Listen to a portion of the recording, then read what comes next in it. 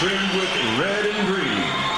His weight, 115 pounds. He brings to the ring a professional record of 18 victories with 7 defeats and 1 draw. Ladies and gentlemen, from Mexico City, Mexico, here is the challenger, Jorge Barrera.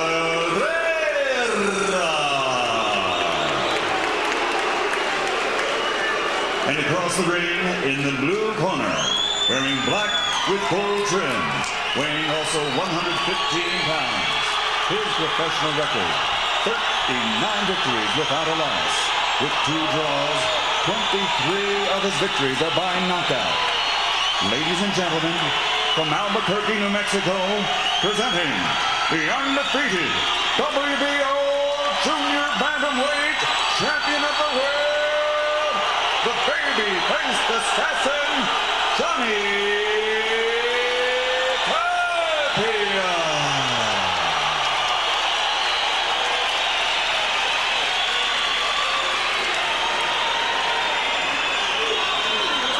Barrera, ven para acá.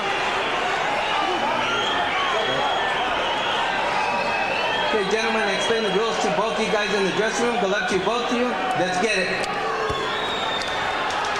Johnny Tapia has had his nose broken at least 20 times, which tells you the kind of fighter he is. I'm not sure what kind of fighter Barrera is. You saw Tapia's record in his 11 previous appearances here in his hometown of Albuquerque. 11 wins, no losses. Only 5 times was he able to get a knockout.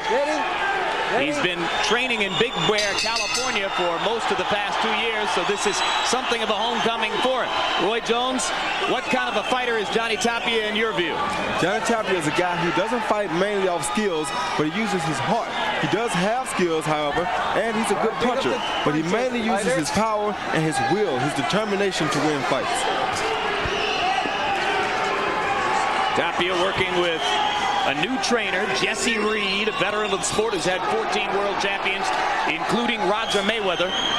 Jesse says, I've never had a fighter as talented as Johnny. Yeah. I just want to polish him.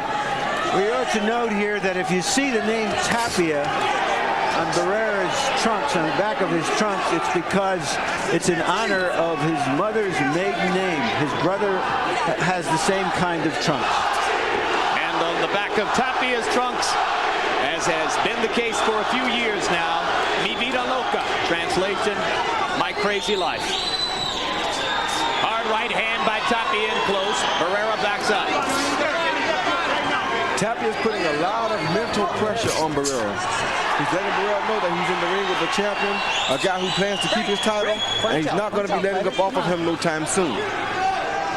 One thing Johnny does well is to cut off the ring. He never gives his opponent room to breathe if he can avoid it. If you keep your opponent on the offense, on the defense, he has less time to try to counter or be offensive minded. Already I sense that Tapia believes he can't be hurt by Barrera. Hard right hand again by Tapia across the top. That hurt Barrera. That right hand hurt Barrera badly. Oh, good body shot. Tapia is much too strong for this kid. Johnny Tapia fighting with a willful purpose here in round 1. No doubt hoping to put on a show to shift the levers of pressure just a little bit toward Danny Romero as Romero comes out for the second of the 2 main events. Barrera is trying to keep a straight face here, but he is feeling real bad right now. Tapia digging hard to the belly with the left hand. Backs Barrera off with a shoulder and looks for another opening. Hard left hand by Barrera. Tapia drops his hands as if to say it didn't hurt.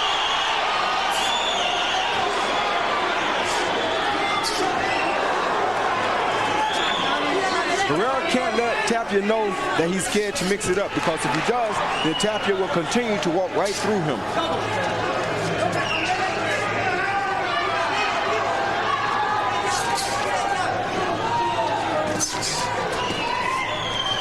Punch out, fighters, punch out.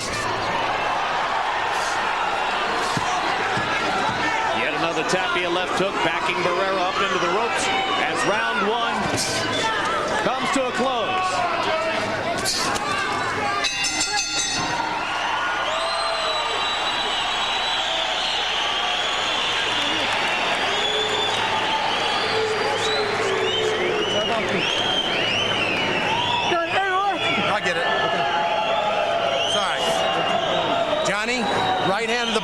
left hook will work all day long. When you throw a right hand, he's going back, so start driving to the body. Okay. All right? Try to relax with your jab. You're trying to load up too much. Okay. Relax with your jab. Pop, pop. Get a little rhythm going up and down with your head. Okay. All right? You're the bully, baby. You look good, son, but you're a little tight. Yeah, I'm a little tight. Nice and relaxed. Come on, let's get these arms nice and loose. Come on. All right. Just trying a little. Here we see a trade of left hooks. A clean left hook by Barrera. It would be an unfair trade if Tapia's hook had landed. That voice you heard in Tapia's corner is Jesse Reed, a new trainer for Tapia. He's a familiar figure around boxing. A very good trainer, I might add. Johnny Tapia says he's the best teacher that he's ever had. Johnny's had 4 previous trainers, including the man who brought him through most of his professional career, Paul Chavez. And one thing I do notice in Tapia already is that he is using his hands for defense better tonight than normal.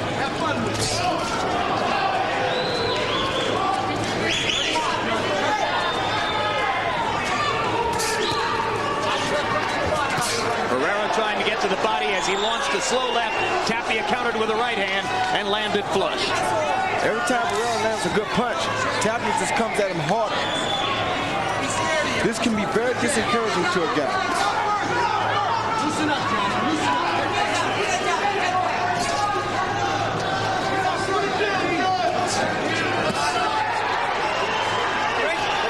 Jesse Reed says Johnny Tapia's greatest natural talent is that he throws a natural left hook. So many fighters have to be taught.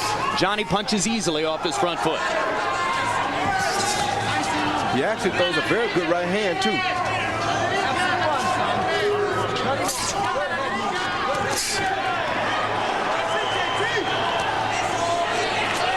Barrera with a left hand that sneaked in on the side of Tapia's face.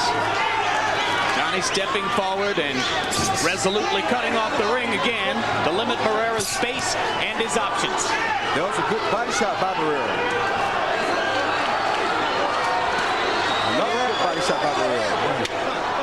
And Tapia holds his head, indicating a headbutt. Cut from the headbutt has developed over Tapia's left eye, too. Yeah, both of them felt that. And now Tapia's mad. Anger is a force in every element of Johnny Tapia's life. There may be blood over the left eye now, and Tapia is forgetting all of the instructions from his corner and going for the kill. And there's blood coming from the head of Barrera. Yep, blood up around the hairline of Jorge Barrera. Blood on the left eye of Johnny Tapia. That was a good body shot by Tapia Tapia. digging to the body twice and getting the left hook in as well. This is about to turn into a dogfight, I think. Straight right hand landed for Tapia. Barrera holding up pretty well under some stern punishment in the last 30 seconds. He doesn't have much power in his right hand, but Tapia will have to be careful of the power in Barrera's left hand. Well, his younger brother Marco has one of the great left hooks in the sport. We asked Jorge if he sparred with Marco, and he said many, many times when we were kids, and both of us were down. Tapia with a good left, digging to the body there. Round 2 comes to a close.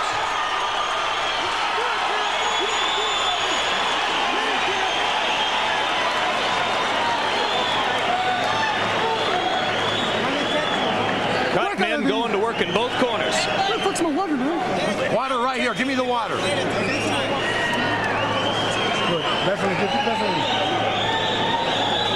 I got the Vaseline. That's all you need. He's headbutting me now. Yes, listen, don't rush him. Use your angles and start banging that body. You don't like it to the body. Every time you throw a right hand, you drive it to the body. You rinse the mouthpiece out? I got it. All right. Beautiful, baby. It's got to go 3 rounds.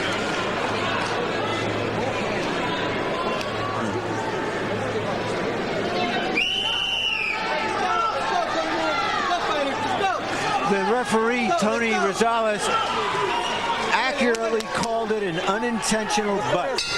Go, let's go! Go! Tapia racing out of his corner. Barrera just a little slow to leave his. Tony Rosales holding his arm out as if to say, wait a second, Johnny. He's not even off the stool yet. Harold Gold Letterman giving the first 2 rounds to Tapia.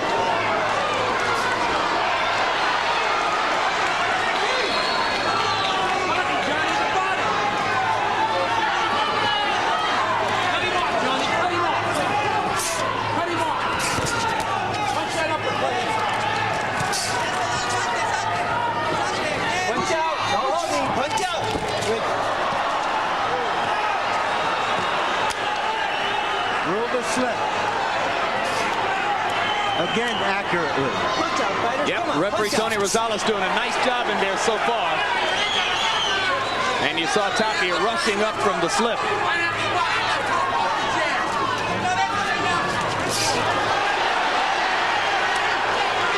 Barrera proving to be quite calm under Tapia's fire, heavier fire. Jorge said to us, I've been around big events. My brother's been in a bunch of them. And I'm sure he's probably been used to seeing this heavy fire from him if he's sparred with his brother. But they didn't have on small 8 to 10 ounce weighers. Johnny Tapia asserting his will midway through round 3. He's not a dynamite puncher. He just doesn't let you breathe. And down goes Barrera. A series of body shots that left Jorge Barrera unable to keep his feet. Excellent body shots.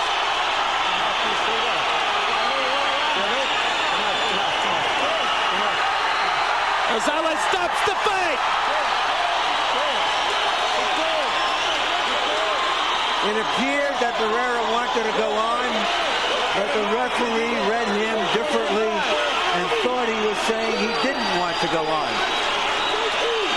You saw Johnny Tapia on the verge of pushing referee Tony Rosales out of the way.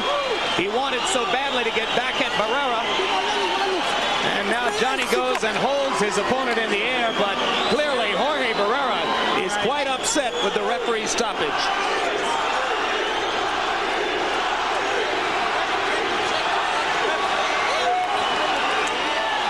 And the crowd chants for their favorite.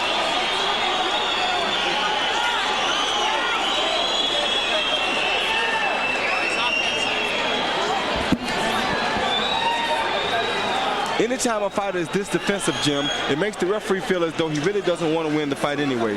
Then when he knows that Tapia is in his hometown, he knows that if he takes a chance here, this kid could be badly hurt because Tapia is looking to prove a point tonight. He's looking to prove to Danny Romero that he is ready for any type of a challenge that he wants to put up. And the referee saw the competitive frenzy that was gripping Johnny Tapia, and surely that entered into the picture too, as he thought to himself, Johnny's really wanting to hurt this guy. I've got to protect him.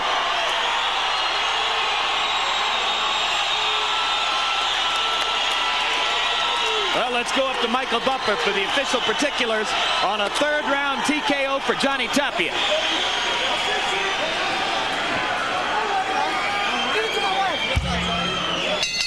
Ladies and gentlemen, following the knockdown and the mandatory 8 count, referee Tony Rosales has ruled the challenger unable to continue.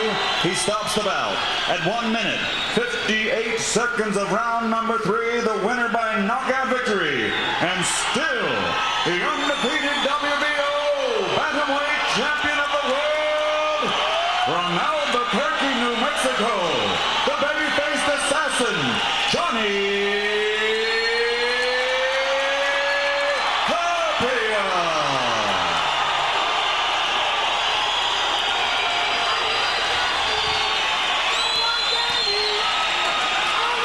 The words are, I want Danny. I want Danny. And here's the final assault, Roy. We can't stop you. Johnny Tapia showed some very good body work here. He showed patience. He didn't get over anxious. He didn't get excited. There was a hook to the head, a hook to the body. One of my favorite combinations. And Barrera was just too defensive and was unable to withstand the body blows. Here he's working a good uppercut inside. He's staying close to him because he knows he doesn't like those body shots. Down he goes. And that last vicious left-hand body shot. Let's go to Larry Merchant with Johnny Tapia. I don't mean to put all this sweat on your nose. All right, don't worry. I get paid to get sweat on. Larry, All right, thank you very much, Jim. Johnny, it seemed right from the outset that you sensed you were much stronger than him, but when you had that accidental butt and the blood flowed, you felt that you had to end it quickly. Well, first of all, I'd like to give a lot of thanks to the Lord and also to the greatest promoter in the whole wide world, as Bob Arab and also HBO. Okay, now answer the first question. Well, you know, once you get cut, I didn't want nobody to stop it on purpose or go to the scorecards. I wanted to look good in this fight. I trained very hard, me and Mr. Reed, and we look for bigger and better things right now. What were you yelling right after the fight? I want Danny Romero. I want to show him who's the greatest promoter in the whole wide world, and that's Top Rank. Well, I'm sure that you would want him no matter who is promoting you. Why do you want him so badly? I owe him. What do you owe him? I owe him a good fight with me. I'm going to hurt him. Why do you want to hurt him? Tell the public why you want to hurt Danny Romero. Well, first of all, I ain't right to hurt anybody, but in my sport, you got to do it. So whoever's the next top contender up, I will fight him. Is this as much personal as it is professional for you to fight Danny Romero? It's very personal. You know, I was out for 3.5 years. Everybody knows my life story. I'm a bigger and better man right now, taking it one day at a time, and he put me down a lot, so I want to show him that you can fall down and also get back up with the grace of the Lord. Thank you very much, Johnny. Jim? First of all, I'd like to say hi to everybody in Big Bear. Hi. Okay. Thank you, Mr. You're the best. Is so greatly beloved.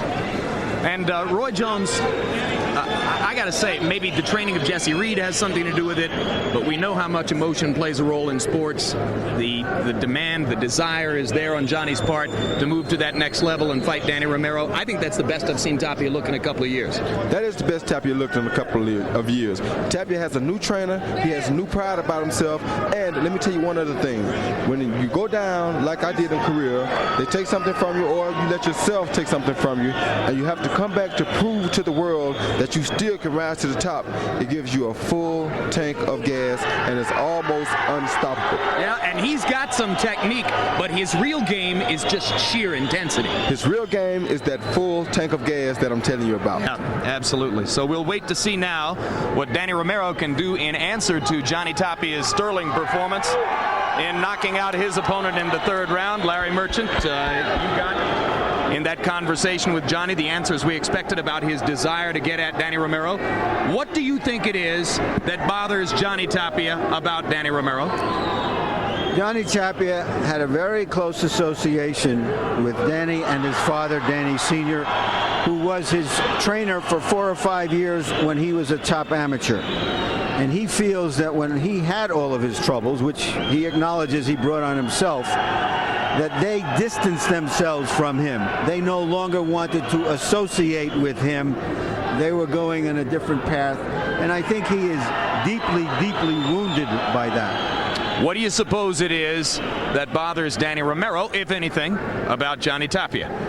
Well, for one, Danny Sr. is very concerned about the fact that he feels that many of the fans who surround Tapia are violence-prone, raider-like fans, and he thinks there could be some kind of explosion should they meet. Also, as we spoke of earlier, it's a very, very personal, high-stakes fight. And finally, there's a bit of resentment that they took the high road, that he's a good son, that he's been a high school graduate, he speaks to kids all the time about their lives, and somehow the compelling story of Tapia still overshadows it. As he put it in answer to what Johnny Tapia himself just said, sometimes it's harder to stay on the horse than to fall off and get back on the horse. Let me ask you this. Do you think, assuming that Danny Romero can get past his opponent as Johnny Tapia just did tonight, do you think this fight will take place? And more to the point, could it take place here in Albuquerque? Well, so far we've seen a championship class crowd. The crowd has behaved. The crowd has been terrific. I think the fight will happen. I can't be sure it'll happen here. Economics will have something to do with that. And also, Mr. Romero has to win a fight coming up, and he's in a lot tougher than Johnny Tapia was just in. All right, and with an eye toward that, let's talk about the opponent for Danny Romero, Jaji Sabali, who is the mandatory contender for Danny Romero's Junior Bantamweight World Championship.